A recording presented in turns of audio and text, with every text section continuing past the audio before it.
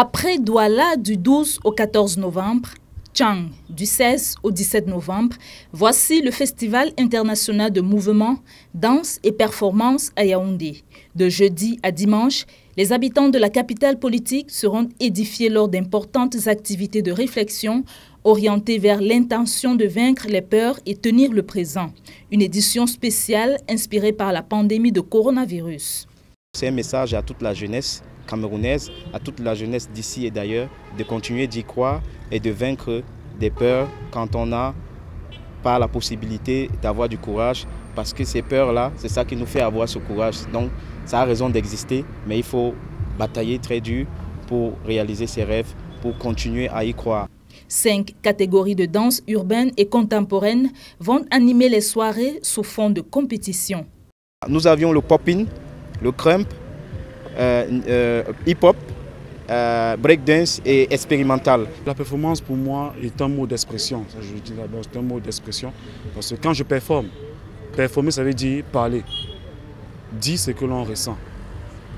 Je m'exprime. Je parle peu avec la bouche, mais je parle beaucoup avec mon corps. Donc je suis artiste danseur. Donc s'il fallait que j'explique la performance c'est tout moi, c'est toute ma personnalité.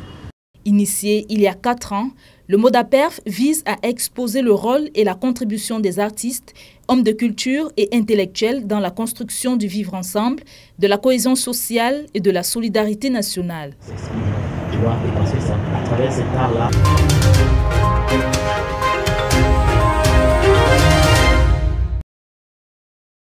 Encore appelé petit coin ou cabinet, les toilettes sont les lieux les plus importants pour tout être humain doté de bon sens. Si la journée à elle dédiée a lieu ce 19 novembre 2020 sous le thème « L'assainissement durable et le changement climatique », le prétexte est assez éloquent pour soulever certains questionnements, peut-être pas sur le changement climatique, mais plutôt sur l'assainissement et l'importance des toilettes dans le quotidien des Camerounais. Moi, par exemple, quand je vais chercher une maison, la première des choses, c'est d'abord les toilettes. C'est d'abord les toilettes. Si les toilettes ne sont pas propres, moi, je ne pourrais pas prendre la maison, par exemple. Aujourd'hui, à Douala, avant, quand nous étions tout petits, c'est les municipalités qui s'en chargeaient, la propreté et tout. Mais aujourd'hui, c'est nous qui le faisons. On javelise les toilettes, on les rend propres pour un accès facile et correct. Devenu de plus en plus rare, pour certaines qui en existent publiquement subissent les miasmes d'une mauvaise politique d'entretien durable. Quand on sort dehors de la maison, quand on est sorti de la maison et qu'on est au jonglage comme ça, si tu veux te mettre à l'aise là maintenant, c'est tout un problème. Parce que je ne sais pas si c'est l'État, je ne sais pas si c'est la commune, ne prend pas cette histoire de toilette comme beaucoup de citoyens le prennent de façon personnelle. Heureusement que certaines consciences s'éveillent à faire des efforts pour entretenir avec les moyens de bord. Je suis là pour désinfecter mes toilettes publiques. Il y a du javel, du savon, il y a de l'eau et du papier hygiénique. Alors mes toilettes sont propres tous les jours. Quand j'arrive à plus tard 6 h du matin, je lave ma toilette, elle est parfumée et les clients sont à l'aise. Hélas, une propriété jugée approximative qui fait déchanter certaines.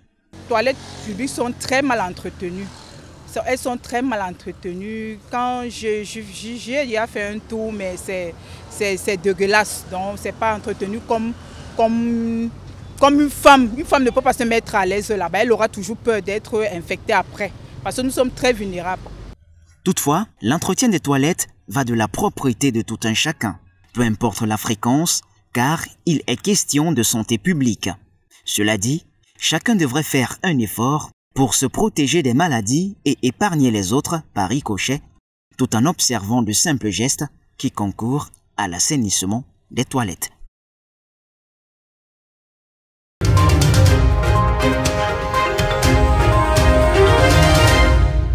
Le désir de partir est coriace, la tentation est omniprésente. Pour le candidat à l'immigration clandestine, les perspectives sont si alléchantes jusqu'à ce que soudain, la désillusion survienne. Nous on a marché avec des gars, nous sommes 6. Après tu entends tout, il est au sol, il est tombé.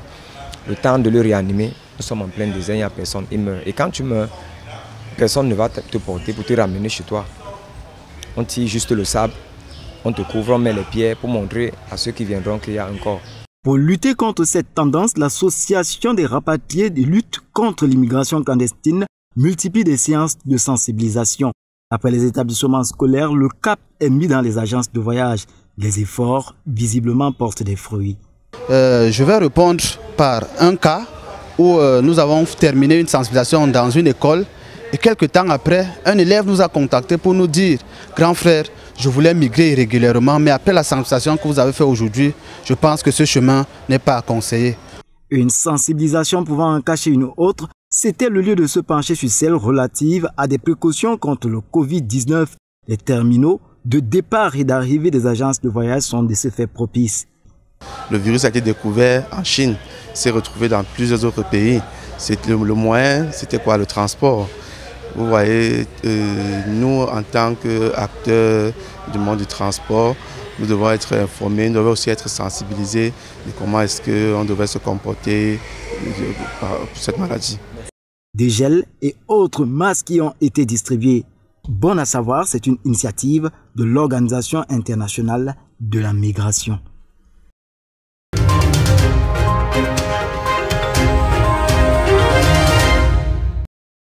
Accord parfait entre le Centre de formation professionnelle de l'excellence de Douala et le monde des entreprises. La structure en charge de formation des jeunes a scellé ce 19 novembre une vingtaine de contrats de partenariat avec les collectivités territoriales décentralisées, entreprises privées et autres organisations nationales. L'objectif est de répondre aux besoins de la qualité de formation professionnelle et l'insertion des produits sortis de ce centre.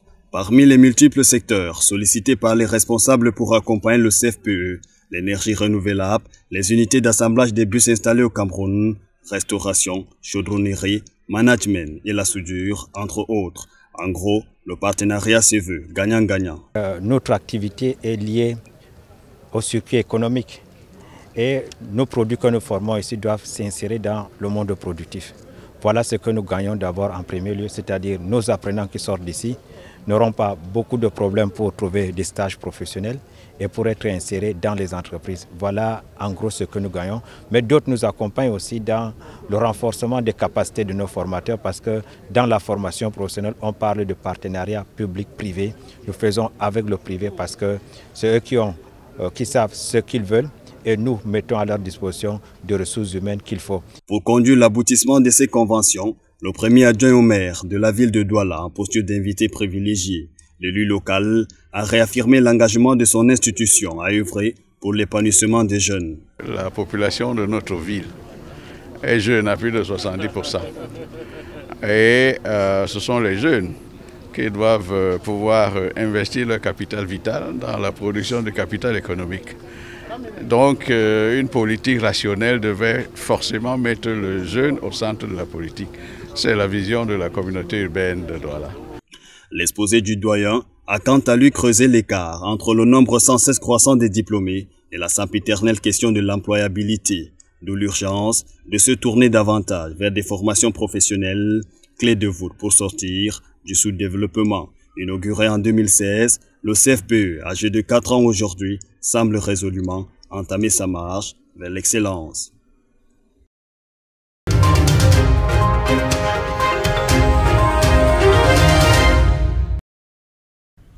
La manœuvre est délicate, c'est vrai, mais à la pagaie ou ce qui en fait office, l'art et les muscles d'un capitaine expérimenté, délicatement perché à une des extrémités de sa pirogue.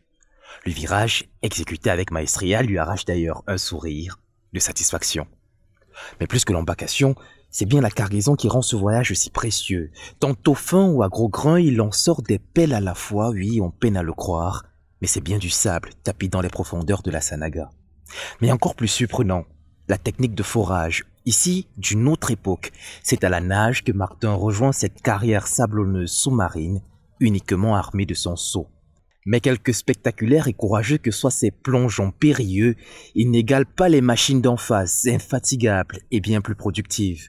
Car en effet, cette petite mine au trésor a dragué des engins battant pavillon chinois.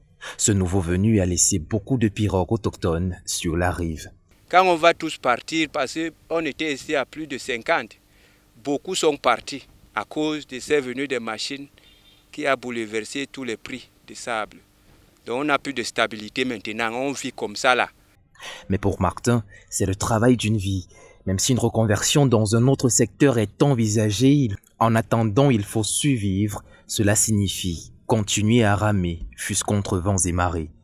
Voilà la 4e pirogue. Donc c'est avec ça qu'il va faire un camion. Donc ça c'est la pirogue de 4 pour un camion de 6 roues. Vous voyez que ce n'est pas facile. Il y a d'autres qui ne peuvent même pas traverser là-bas.